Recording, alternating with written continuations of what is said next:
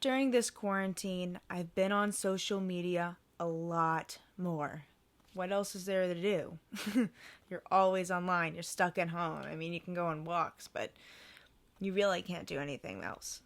As I've been on social media more, I've been more conscious of what I've been seeing and what's been being fed to me. I started to wonder, even before quarantine, how did social media truly affect my mental health and others?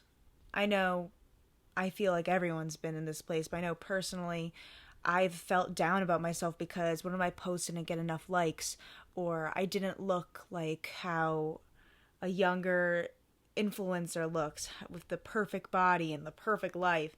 So I did a little research into it.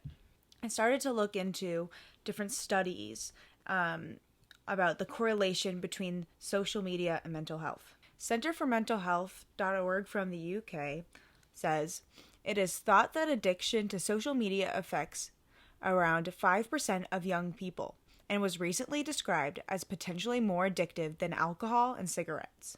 They also said, what is dangerous about this compulsive use is that if gratification is not experienced, users may internalize beliefs that this is due to being unpopular, unfunny, etc. A lack of likes on a status update may cause negative self-reflection, prompting continual refreshing of the page in hope of seeing that another person has enjoyed the post, thus helping to achieve personal validation. Social media has also been linked to anxiety. Quote, social media can also heighten anxiety by increasing users' ability to keep up to date with the activities of their social circles. The popular concept of fear of missing out, aka FOMO has been linked to intensive social media use and is associated with lower mood and life satisfaction. End quote. A study from the University of Pittsburgh found a correlation between the time spent scrolling on social media apps and negative body image feedback. They found that those who had spent more time on social media had 2.2 times the risk of reporting eating and body image concerns, compared to their peers who spent less time on social media. The participants who spent the most time on social media had 2.6 times the risk. A study from the UCLA Brain Mapping Center found that teens who received a high number of likes on photos increased their activity in the reward center of the brain. Further, teens are influenced to like photos, regardless of content, based on high numbers of likes. Quote, bottom line, it feels good to be liked, and herd mentality is big on social media. Like what others like, and you're in. End quote. I didn't just want to hear the facts, though. I wanted to hear from a real person. I sat down for an interview with my friend Allie Block because I know she has a lot to say about how social media affects others. My name is Allie Block, and I'm 18.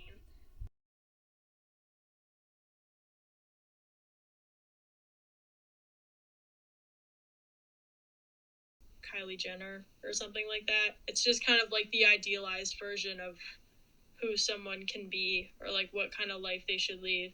And depending on how many followers they have, or like how much fame they have, I think they can really do a lot of damage to someone, especially when they kind of project this image of like, oh, this is how I'm living my life, and I have this much power and this big of a platform, so this is how you should be living your life too. For a while, it was kind of like, how good can I make this look to other people?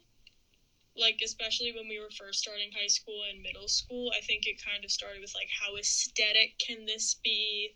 Like, how visually pleasing can I make this account?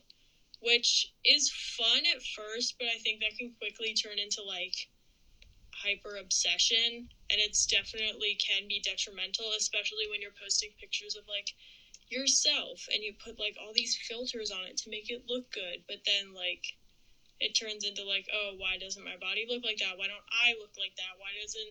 Why don't I look like the aesthetic I'm trying to create? If it gets less, then it usually, I don't even know, like, just your brain immediately considers it a bad thing. Um, hmm. I would say when, like, well, obviously when you post, like, a picture of yourself and your friends all comment, they're like, yes, and like, you get your friends to hype you up on something, I would say it definitely feels good, especially when it comes to your friends, because you know that's genuine. So I would say probably something like that, or when it's, like, congratulatory. Like, I know when I got into college, I posted that on Instagram, or, like, on my story, and I got a lot of messages from my friends and my family, and it definitely did feel really good. Just, like, comparing yourself to others, I guess. I don't do this as much now as I used to when I was in, like, middle school, but I think it's really easy to fall into the hole of, like, checking people you follow, or, like, people you know, or, like, different influencers on Instagram, and being like, it's like I said earlier, like, why don't I look like that? Why can't I look like that?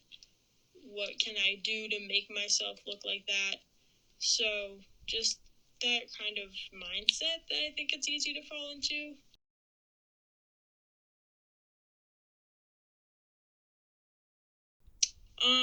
I have a couple times. I used to have Twitter when I was in, like, freshman year. And I ended up leaving that for a while just because, like, it was really chaotic and it was just a little too much. And it definitely was a lot better for my mental health just leaving it, because it definitely helped me realize the fact that, like, social media seems like a big deal in theory, and it's really easy to get consumed in it, but in reality, like, it's just an app. I think it's a really complicated issue, especially considering how much social media has changed over time. I think it can do some really incredible things. Like, it can bring people together in a way that I think nothing else really can. It can do an equal amount of damage at the same time. Because, like, obviously with cyberbullying and, like, again, with cancel culture and all that, it can literally, like, ruin someone's life. I think in terms of brand deals, there could be more work done. Like, I know the Kardashians are big on promoting, like, those flat tummy teas or whatever, but they're actually, like, full of laxatives and stuff, and have been linked to, like, eating disorders and all that. I think there definitely can and should be something done about brand deals like that are actually very harmful. What do we do with all this negativity that's coming from social media and affecting the mental health of teens and many other people? Well, Instagram is trying to start. Instagram is starting to slowly, from certain groups of people, take away the like count of other people's posts. So, for example, if I was looking at my friend's post, I wouldn't see the number of likes that she got on that post. This is supposed to reduce the herd mentality and reduce the amount of time people spent comparing themselves to others. I think what Instagram is doing is pretty good, but it's not all that we can do. I'm not an expert, but I hope that by making this, it inspires other people to come up with ideas to help make the change that needs to happen. If you have any other ideas, reach out to social media companies, start a blog, start a YouTube page, and talk about it. Make the change that needs to happen.